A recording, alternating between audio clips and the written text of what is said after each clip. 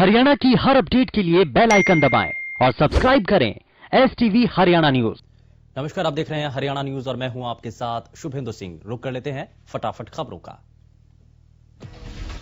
PM Narendra Modi आज सुबह 11 बजे अपने रेडियो कार्यक्रम मन की बात के जरिए देश को संबोधित करेंगे। साल 2021 का ये पहला रेडियो एपिसोड होगा। किसान आंदोलन और दिल्ली में बम धमाके के बीच पीएम मोदी राष्ट्र के सामने अपनी बात रखेंगे।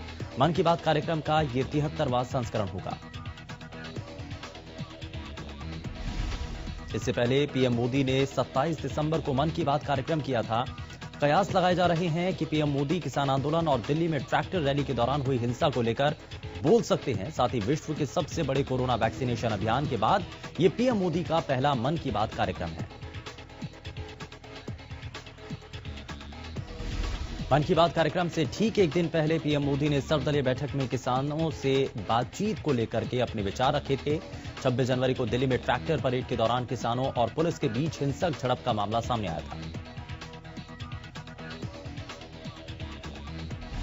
इसके अलावा पीएम मोदी देश के आर्थिक बजट को लेकर भी अपने विचार रख सकते हैं। संसद में बजट सत्र शुरू हो गया है। ऐसे में लोगों को आने वाले बजट से काफी उम्मीदें हैं। ऐसे में पीएम मोदी इस मसले पर भी संबोधित कर सकते हैं।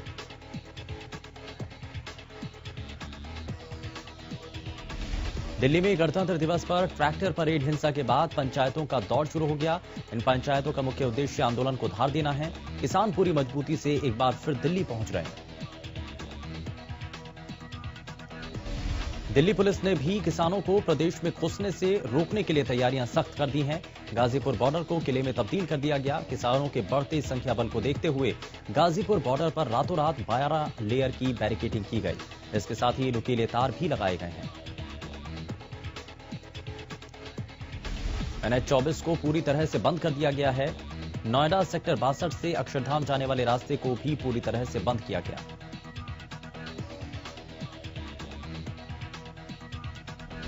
प्रधानमंत्री नरेंद्र मोदी की ओर से किसानों और उनके बीच बस एक कॉल की दूरी है। इस वाले बयान पर भारतीय किसान यूनियन के अध्यक्ष नरेश टिकैत ने कहा कि प्रधानमंत्री ने जो कहा है उसका स्वागत करते हैं।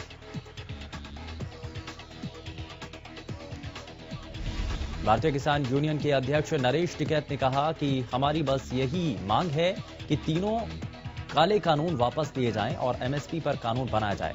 नरेश टिकैत ने हरियाणा में इंटरनेट की पाबंदी की आलोचना की। गाजीपुर बॉर्डर पर कृषि कानून के खिलाफ 2 महीने से ज्यादा वक्त से आंदोलन चल रहा है। किसान नेता राकेश टिकैत के आह्वान पर एक बार फिर गाजीपुर बॉर्डर पर किसानों का जमावड़ा लगना शुरू हो गया। दिल्ली गाजीपुर बॉर्डर पर दूर दूर तक एक बार फिर ट्रैक्टर ट्रॉली ही नजर आ रही है।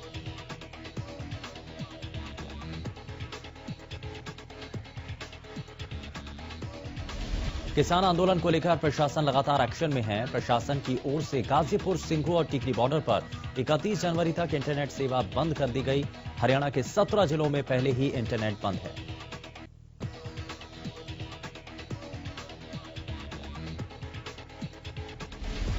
कांग्रेस प्रदेश अध्यक्ष कुमारी सैलजा ने प्रेस कॉन्फ्रेंस कर सरकार पर जमकर निशाना साधा। कुमारी सैलजा ने कहा कि मोदी सरकार देश का बंटवारा कर रही है। कुमारी सैलजा ने कहा कि मोदी सरकार ने किसानों के लिए कोई विकल्प नहीं छोड़ा। कुमारी सैलजा ने कहा कि जिद के कारण देश नहीं चलेगा।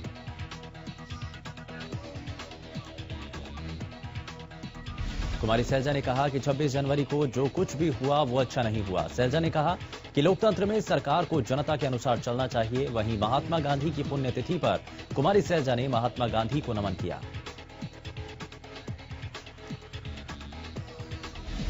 कुमारी सैलजा ने जानकारी देते हुए ये बताया कि कांग्रेस प्रदेश में 3 से 5 फरवरी को शांतिपूर्ण तरीके से मार्च निकालेगी। कुमारी सैलजा ने कहा कि कांग्रेस किसानों के साथ खड़ी है। सरकार को किसानों की मांगे मान लेनी चाहिए।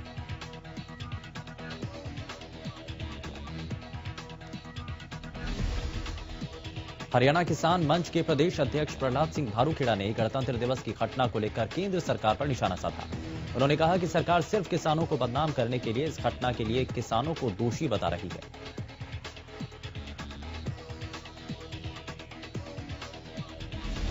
उन्होंने कहा कि सरकार के इशारों पर कुछ लोगों ने इस घटना को अंजाम दिया। उन्होंने कहा कि 26 जनवरी के दिन लाल किले पर जो घटना हुई, किसान मोर्चा उसकी निंदा करता है। उन्होंने मांग की कि दोषियों को जल्द गिरफ्तार कर उन्हें सजा दी जाए।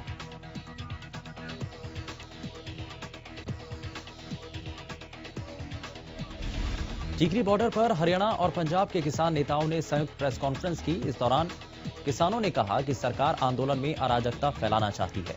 किसानों का कहना है कि सरकार भले ही इंटरनेट बंद कर दे या शौचालय हटा दे, लेकिन हमारा आंदोलन जारी रहेगा। किसानों ने मीडिया से बातचीत के दौरान बताया कि पंजाब और हरियाणा से किसानों का आने का सिलसिला लगातार जारी है।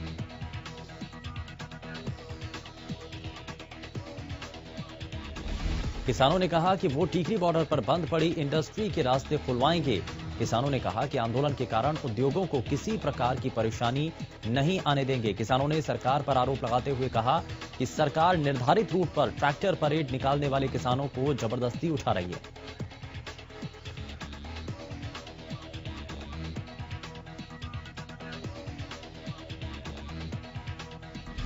कैथल में किसान आंदोलन को देखते हुए पुलिस ने फ्लैग मार्च निकाला। 26 जनवरी को दिल्ली हिंसा के बाद पुलिस लगातार अलर्ट नजर आ रही है और इसी के मद्देनजर कैथल में पुलिस ने आंदोलन के बीच फ्लैग मार्च निकाला।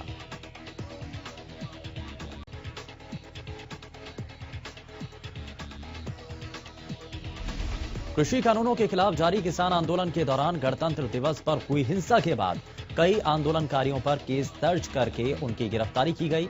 इसी संबंध में भाकियू के प्रदेशाध्यक्ष गुरनाम सिंह चरूनी ने सिंघू बॉर्डर पर एक नंबर जारी कर इस पर लापता किसानों की जानकारी देने की अपील की।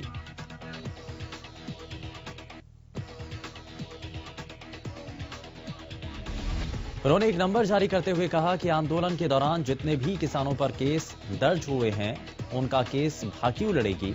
साथ ही इस पर आने वाला खर्च भी भारतीय किसान यूनियन की ओर से वहन किया जाएगा।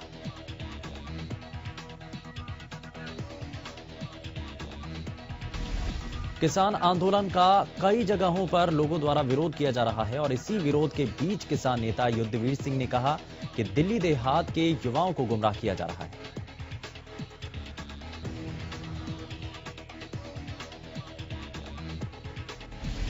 युद्धवीर ने कहा कि दिल्ली देहात के लोग पिछले 2 महीने से लगातार किसानों की मदद कर रहे हैं, लेकिन अब अचानक 2 दिन से उनके द्वारा विरोध करना साफ दर्शाता है कि उन्हें बीजेपी की ओर से गुमराह किया जा रहा है।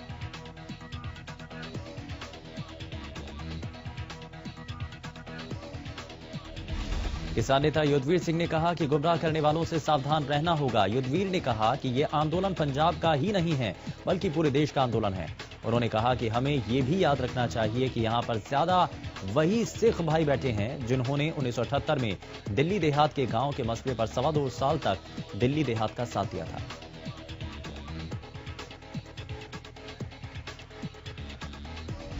सिंघू बॉर्डर पर पिछले 2 महीने से कई पेट्रोल पंप और बॉर्डर टोल प्लाजा पूरी तरह से बंद है। दिल्ली के सिंघू बॉर्डर पर 6 पेट्रोल पंप और कई सीएनजी फिलिंग स्टेशन हैं, लेकिन पुलिस की ओर से कई किलोमीटर पहले बैरिकेडिंग कर बॉर्डर को पूरी तरह से बंद किया गया है।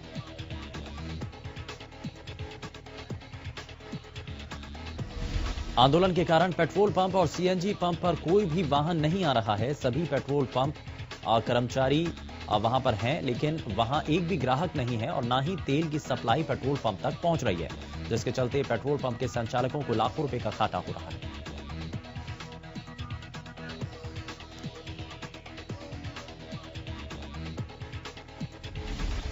किसान आंदोलन के कारण अब ऑटो चालकों को परेशानी का सामना करना पड़ रहा है। सिंघू बॉर्डर के पास ऑटो चलाकर अपना गुजारा करने वाले ऑटो चालकों ने बताया कि वो वहां से अपने ऑटो लेकर थोड़ी दूरी पर आ गए हैं।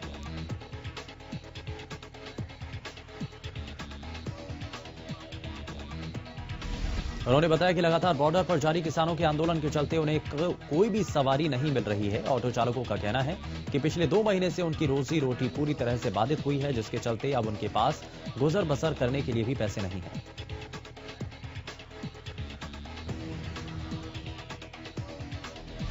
कुंडली बॉर्डर पर किसानों की संख्या एक बार फिर से बढ़नी शुरू हुई। इसी को लेकर किसान आंदोलन से प्रभावित कुंडली के ग्रामीणों ने मिलकर आंदोलन हटाने को लेकर जिला सोनीपत प्रशासन को लिखित रूप में पहले भी कई बार शिकायत दी है।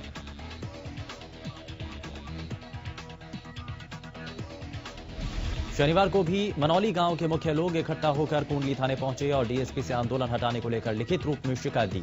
साथ ही ग्रामीणों ने किसान नेताओं के साथ पुलिस के माध्यम से मीटिंग निर्धारित करने की मांग की, ताकि आसपास के ग्रामीण किसान नेताओं के सामने अपनी परेशानी रख सकें।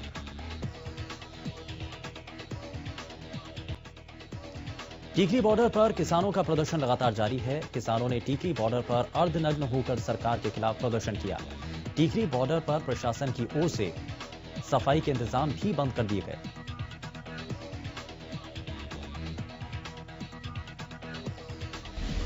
प्रशासन की ओर से टीकरी बॉर्डर से पानी के टैंकर और शौचालयों को भी हटा लिया गया है। किसानों का कहना है कि सफाई कर्मचारियों को किसानों का साथ देना चाहिए। इन सब के बीच किसान अब खुद अपने आसपास की सफाई कर रहे हैं। किसानों का कहना है कि सरकार किसानों पर कितने ही जुल्म क्यों न कर ले, आंदोलन लगातार जारी रहेगा।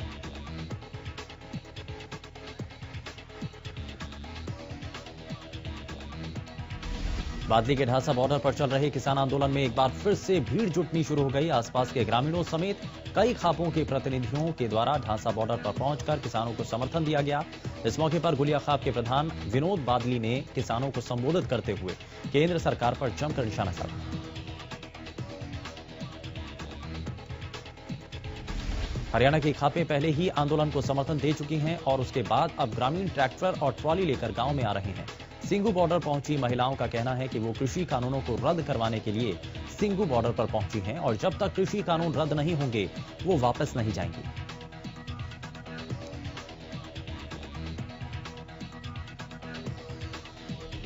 टीकरी बॉर्डर से पुलिस ने 2 किसान नेताओं को गिरफ्तार किया, जिसको लेकर किसानों में रोष बना हुआ है।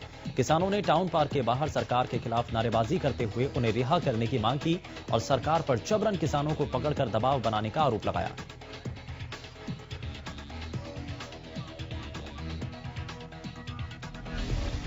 फरीदाबाद मेट्रोपॉलिटन डेवलपमेंट अथॉरिटी के सीईओ और एसीएस वीएस कुंडू चंडीगढ़ से फरीदाबाद पहुंचे। सीईओ ने जिले के आला अधिकारियों के साथ बैठक की और फरीदाबाद के अगले 20 साल के ट्रांसपोर्टेशन सिस्टम पर चर्चा की।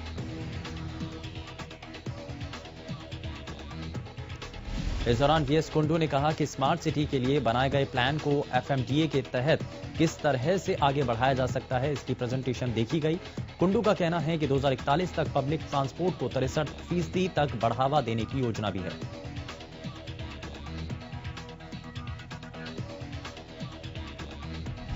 राकेश टिकैत की मार्मिक अपील को लेकर कलानौर के गांव गुड़हाण में पंचायत की गई। ये पंचायत भारतीय किसान यूनियन जिला उपाध्यक्ष राजेंद्र कुमार की अध्यक्षता में की गई।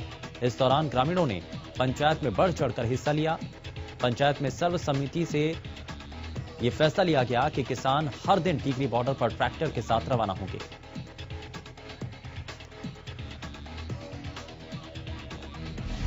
गुरुग्राम की शीतला कॉलोनी में उस वक्त एक महिला का हाई वोल्टेज ड्रामा देखने को मिला जब तोड़फोड़ दस्ता की टीम एक अवैध निर्माण को तोड़ने पहुंची। महिला ने जब देखा कि नगर निगम की टीम अवैध निर्माण को तोड़ने पहुंची, उस दौरान महिला मकान की दूसरी मंजिल पर चढ़ गई और लगातार कूदने की कोशिश करती दिखाई दी। मौके पर मौजूद पुलिसकर्मियों ने महिला को नीचे उतारा।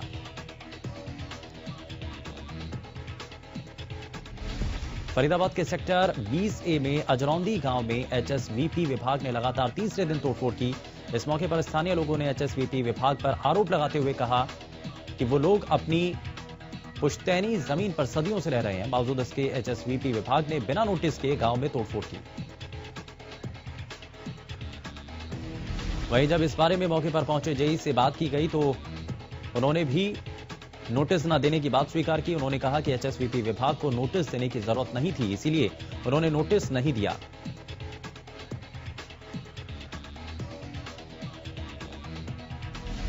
टोहाना के भूना रोड पर कृषि यंत्र बनाने वाली फैक्ट्री से चोरी का मामला सामने आया। फैक्ट्री मालिक का कहना है कि उसके यहां भोजन बनाने का काम करने वाला नौकर और उसके 2 साथी करीबन 5 लाख की चोरी करके फरार हो गए, जिसकी तस्वीरें सीसीटीवी कैमरे में कैद हो गई।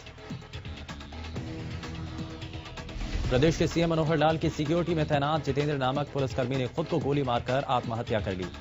32 वर्षीय जितेंद्र रादौर के गांव गुंडियानी माजरी का रहने वाला था और शुक्रवार शाम 4 बजे ही अपनी ड्यूटी से घर लौटा था। जानकारी के अनुसार उसने रात को सर्विस रिवॉल्वर से अपने आप को गोली मारकर खुदकुशी कर ली। हालांकि उसने खुदकुशी क्यों की, इसका खुलासा नहीं हो पाया है। जितेंद्र ने 5 साल पहले लव मैरिज की थी और जिस समय ये वारदात हुई उस समय उसकी पत्नी अपने मायके गई हुई थी। अंबाला के गांव मंढौर में शनिवार दोपहर एक बड़ा हादसा हो गया। गांव में चल रही एक फैक्ट्री में बॉयलर फट गया।